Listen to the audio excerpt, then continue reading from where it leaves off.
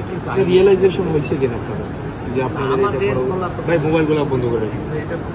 এটা তো আপনার রিয়েলাইজেশন হয়েছে কিনা আপনার অপরাধ করছেন?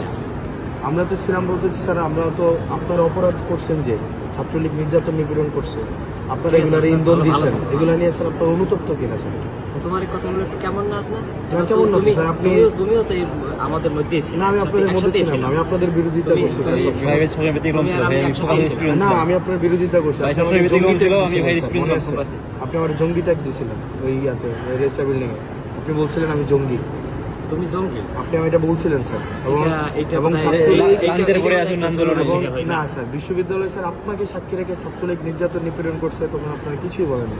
এবং স্যার রিয়েলাইজেশন হলে তো ফাইন, আপনারা আমাদের সমাজের বিবেক, রিয়েলাইজেশন এটা হয় কিনা যে স্যার এটা অত্যাচার, কোনো অন্যায় হইলে সেটা আপনাদের এই রিয়েলাইজেশন হয় কিনা স্যার? আমাদের বলা তো ওইটা তো বলো, প্রত্যেকটা মানুষের ব্যক্তিগতভাবে মনে করি যে কোনো অন্যায় হইলে সেটা স্যার আপনার সময় অন্যায় হয় না বিশ্ববিদ্যালয় স্যার, গেস্টরুম গণরুম অন্যায় হয় না? গেস্টরুম গণরুমটা ধারাবাহিকভাবে প্রক্রিয়া চলে আসে। এটা আপনার সময় ছিল?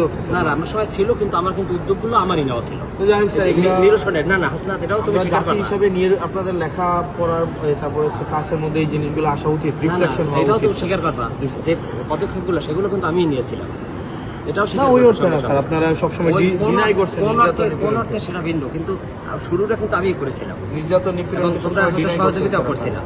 না, ডিনাই করাটা অন্য জিনিস, ডিনাই করা তো অপরাধ। যারা প্রক্টর স্যার ছিলেন উনি বারবার ডিনাই করছেন।